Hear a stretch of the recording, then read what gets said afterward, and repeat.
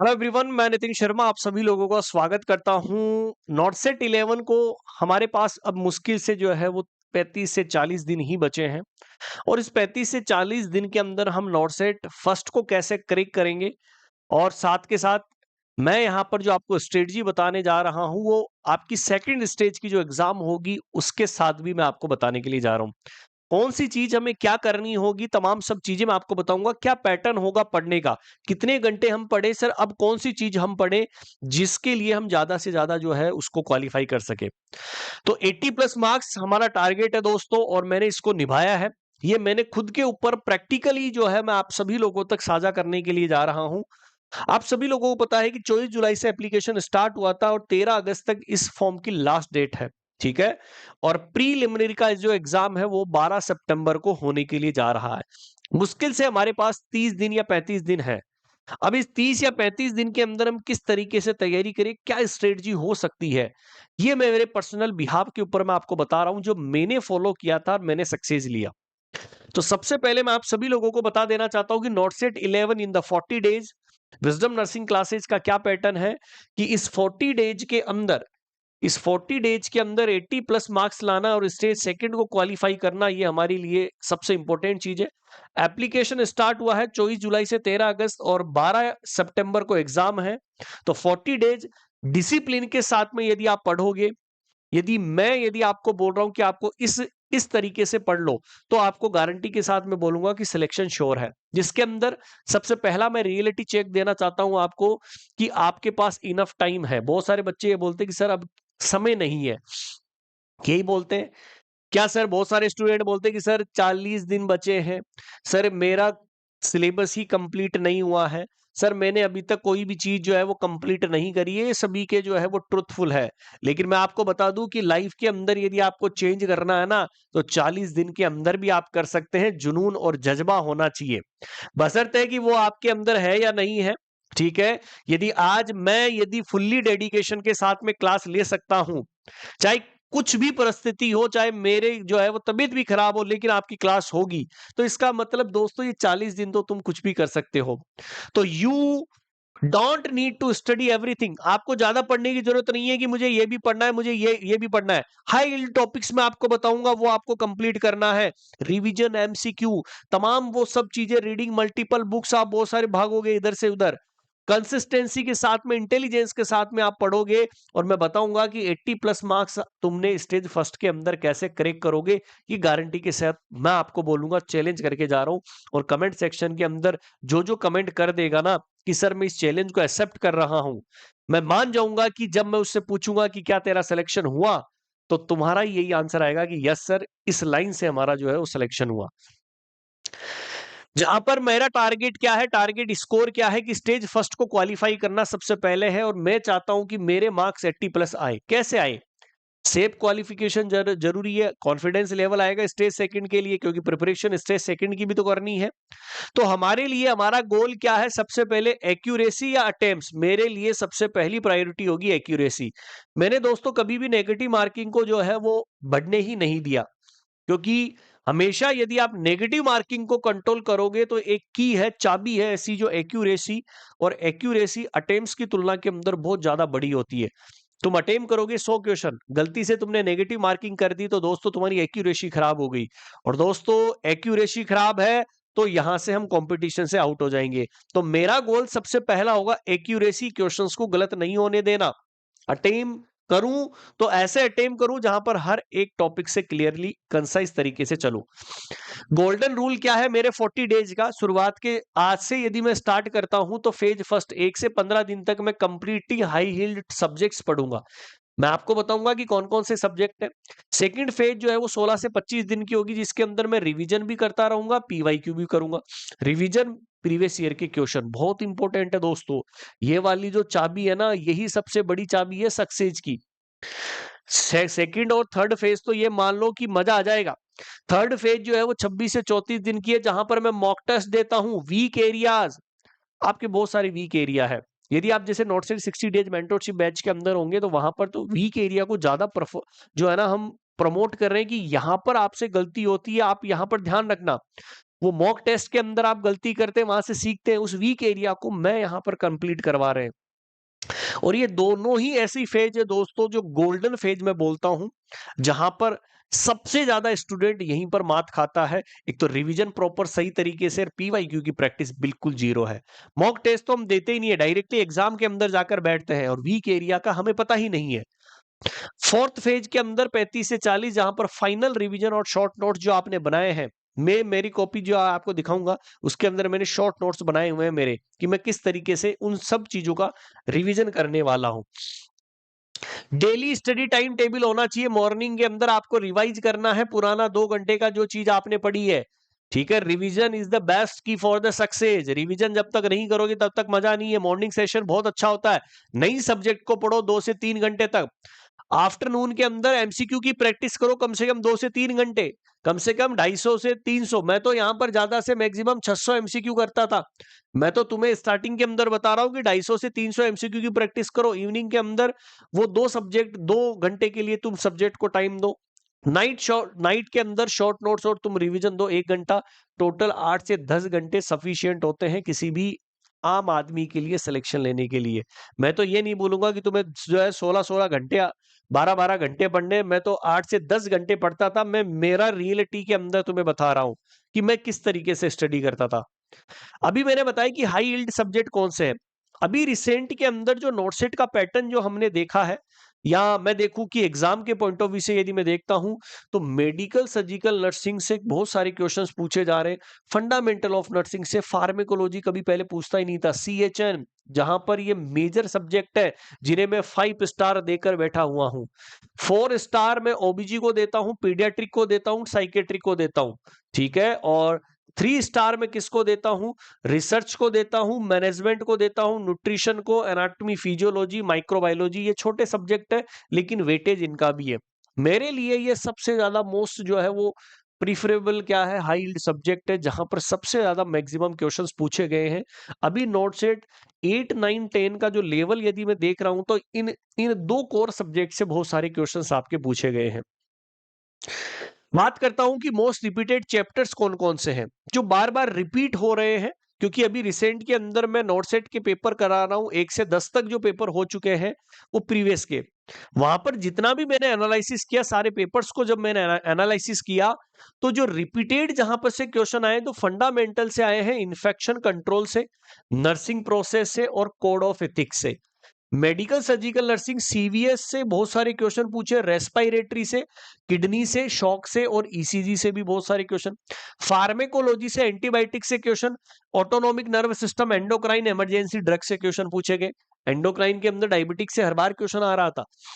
Community के अंदर vaccination, NHM और एपिडेमोलॉजी। एपिडेमोलॉजी आ गई तो मतलब सारी बीमारी आ गई। ओबीजी के अंदर लेबर से क्वेश्चंस पूछा गया है, पीपीए से, एक्लेम्शिया से, क्योंकि गाइडलाइन चेंज हो रही थी।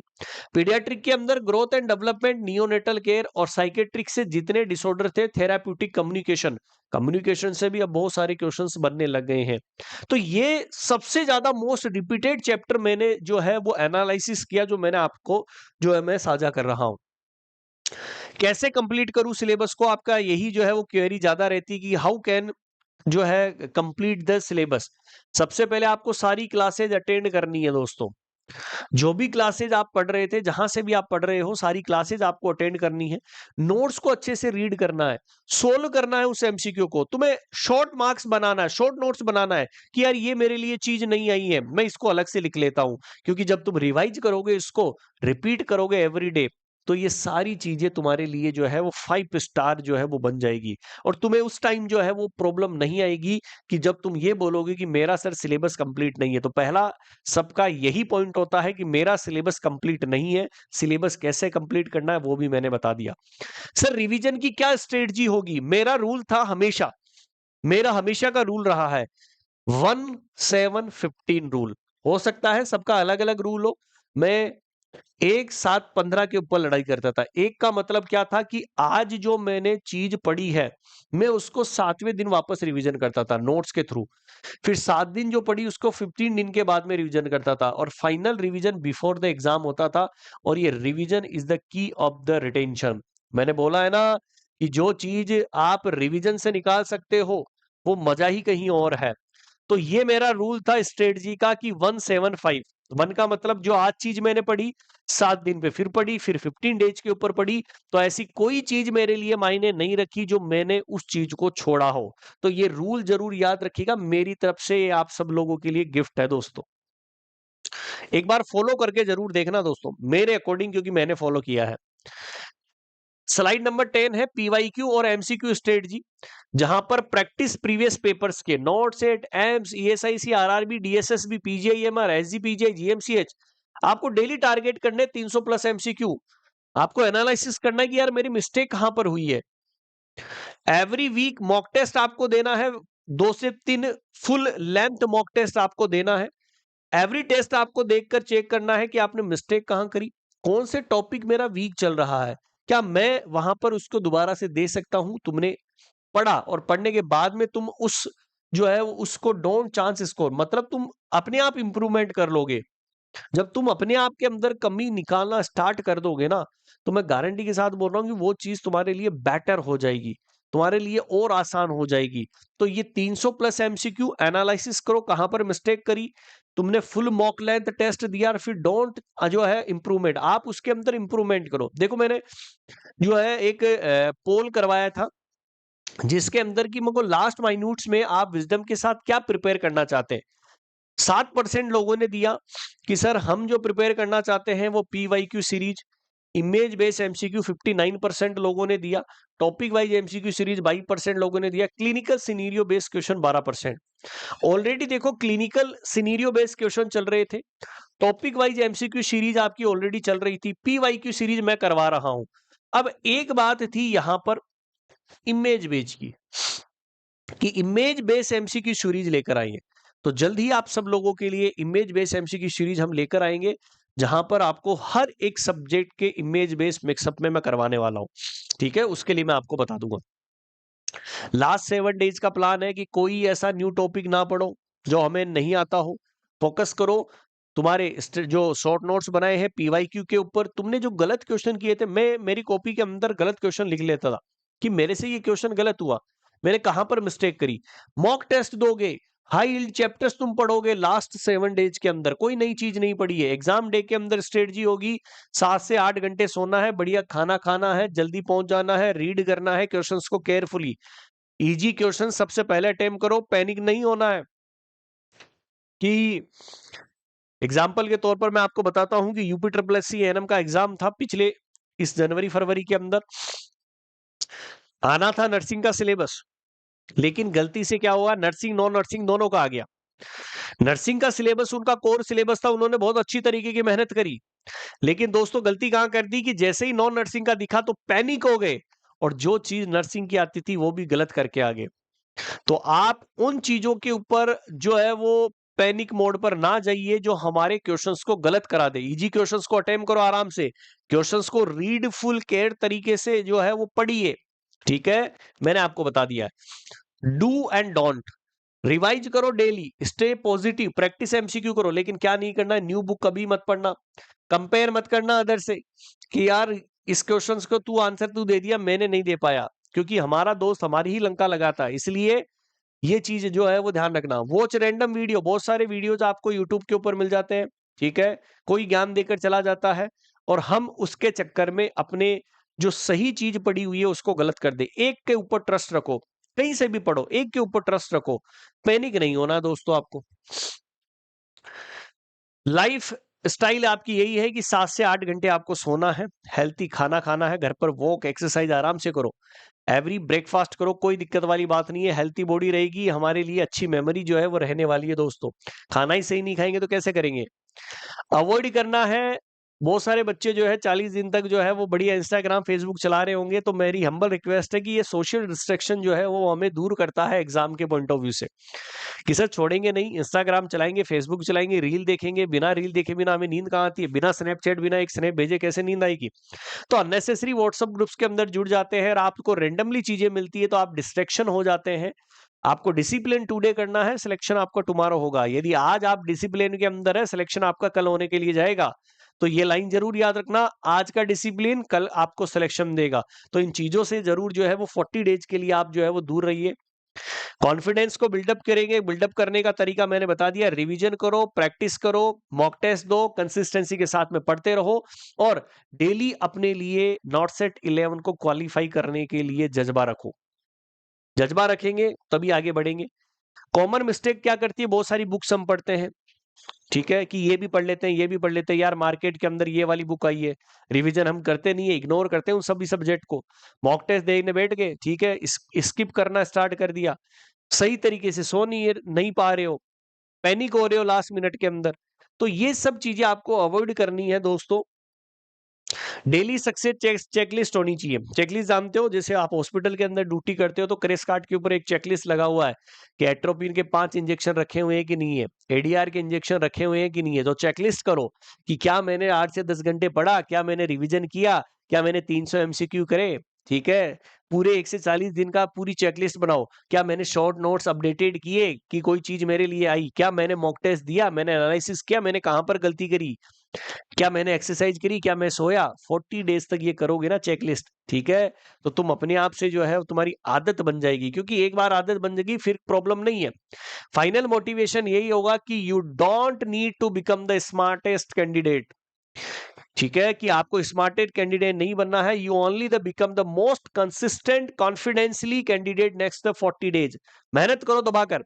Every hour you study today, यदि आज आप हर घंटे पढ़ रहे हो तो इन सोशल मीडिया में टाइम वेस्ट नहीं करना है, कंसिस्टेंसी के साथ में तुम्हें पढ़ना है। सिलेक्शन मैंने बोला कि कब कब होगा, टुमारो होगा। तो विजडम की 40 डेज का सक्सेस फॉर्मूला मैंने दिया है, ये पर्सनली मैंने खुद पर अप्लाई करके फिर मैंने आपसे साझा किया है, ठीक है। स्मार्ट स्टडी करो, डेली रिवीजन करो, प्रैक्टिस करो, सो अच्छा, सोशल मीडिया से दूर रहो और 80 मार्क्स लेकर आओ। तो क्या आप सभी लोगों का ड्रीम बिग है? स्मार्ट, स्टे और कंसिस्टेंसी 40 डेज डिसिप्लिन के साथ में करो। विजडम नर्सिंग क्लासेज का एक यही ड्रीम है कि जो आपने सपना देखा है वो आपका मिशन हो, और एम्स हमारा सिलेक्शन का मिशन है दोस्तों। विजडम का जो मिशन है वो एम्स के अंदर आप सभी लोगों को सिलेक्शन करवाना है। मेहनत एक ही बार कर लीजिए, बार बार करने की आपको आवश्यकता है नहीं। ऑलरेडी मैं आपको बता दूं कि 60 डेज मेंटोरशिप प्रोग्राम के अंतर्गत हमने हर एक प्रीवियस ईयर के एमसीक्यू टॉप 1000 एमसीक्यूज लेकर आ रहे हैं। सुबह 7 बजे क्लास चलती है, ठीक है, सुबह 9 बजे क्लास चलती है, जिसमें मैं नोट सेट के 1 से 10 के पेपर जो है वो एनालिसिस करा रहा हूँ step by step. Not set 11 के लिए जितने भी प्रोसीजर्स होते हैं, प्रोसीजर्स मतलब जो भी हम प्रोसीजर करते हैं, NG tube, ET tube, suction वगैरह सब कुछ, ये सब चीजें आपको इस इस क्लास के अंदर मिलेगी। टॉपिक्स वहां पर लिखा हुआ होगा, थोरासेंटेसिस, चेस्ट ट्यूब ड्रेनेज, ठीक है, एक भी चीज आपसे मिस नहीं होगी।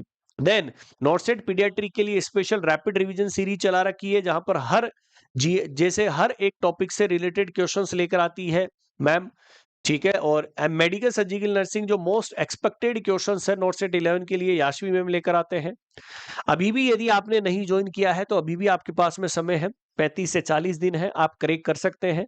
लाइव सेशन आपको इस बैच के अंदर हम दे रहे हैं, PDF notes, daily weekly mock test भी हम दे रहे हैं, हर एक चीज पर गाइडेंस हम काउंसलिंग आपकी कर रहे हैं। तो जाइएगा और फटाफट से जुड़ जाइएगा। एप्लीकेशन आपको डाउनलोड करनी होगी विजडम नर्सिंग क्लासेज के नाम से, एनरोल कर लीजिएगा कोर्स के अंदर। हमारे सपोर्टिव नंबर आपको दिए गए हैं 858-20-782 के ऊपर, व्हाट्सएप चैनल भी है। फिर भी यदि आपको कोई समस्या होती है तो आप हमारे सपोर्टिव नंबर के ऊपर कॉल और मैसेज कर सकते हैं। तो दोस्तों ये तो मैंने पर्सनली आपको बताया है कि किस तरीके से आप अपने आप को 40 डेज के अंदर इंप्रूवमेंट करके नॉटसेट 11 को करेक्ट कर सकते हैं। यदि आपके अंदर जज्बा है, यदि आपको ये मेरा प्लान यदि लगा है तो एक बार इसको 40 दिन के लिए इंप्लीमेंट करके देख लीजिए, सिलेक्शन आपके पास में होगा। 80 प्लस का जो ये मैंने आपको जो नारा दिया है ना, टारगेट जो दिया है ना, वो ऐसे ही नहीं दिया है, इसे एक बार फॉलो कर लीजिएगा, और फॉलो करेंगे तो आपको डेफिनेट आपका सिलेक्शन, आपका ड्रीम, आपका एम्स मिलने वाला है। सभी को ऑल द बेस्ट। फिर भी यदि कोई समस्या है आप कमेंट सेक्शन के अंदर जरूर कमेंट करिएगा। ऑल द बेस्ट दोस्तों।